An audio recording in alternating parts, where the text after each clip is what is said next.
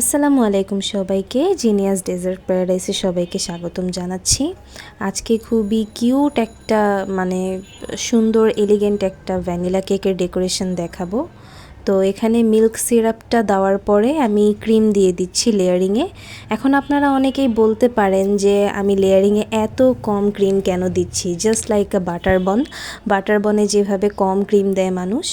আসলে আমি এত কম ক্রিম দিতাম না, আমাকে কাস্টমার বলে দিয়েছে যাতে যতটা সম্ভব ততটা কম ক্রিম যাতে আমি ব্যবহার করি।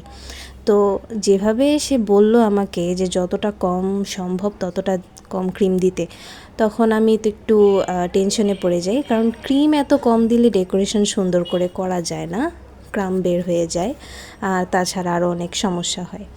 তো যেহেতু বলেই ফেলেছে যে ক্রিম একদম স্বল্প দিতে, সেহেতু আমার তো সেটা করতেই হবে। এটা মূলত আমার হাজব্যান্ডের অফিসের একজন ভাইয়ার বার্থডে ছিল। তারা যেহেতু এর আগে আমার কেকটা টেস্ট করেছে, তাদের কাছে ভালো লেগেছে, তাই আবার অর্ডার করে। তো এই জন্য সে আমার উপরেই ডেকোরেশনের আইডিয়াটা দিয়ে দেয় যে একটা ছেলে মানুষের জন্য কেমন ডেকোরেশন ভালো হবে সেটা বিবেচনা করে তুমি কেকটা রেডি করে দাও। তো আমিও কিছুটা কনফিউজ ছিলাম যে কী ডেকোরেশন আমি দিব। মেয়েদের ডেকোরেশনের কোনো অভাব নেই, মেয়েদের কেক অনেক সুন্দরভাবে সাজিয়ে গুছিয়ে ফুল দিয়ে করা যায়, কিন্তু ছেলেদেরটার ক্ষেত্রে আসলে অনেক চিন্তা ভাবনা করতে হয়। তাই আমি ভাবলাম স্কাই ব্লু কালারের মধ্যে খুবই সুন্দর করে দুই শেডের মধ্যে আমি কেকটা ডেকোরেশন করি। সাদা আর ব্লু থাকবে।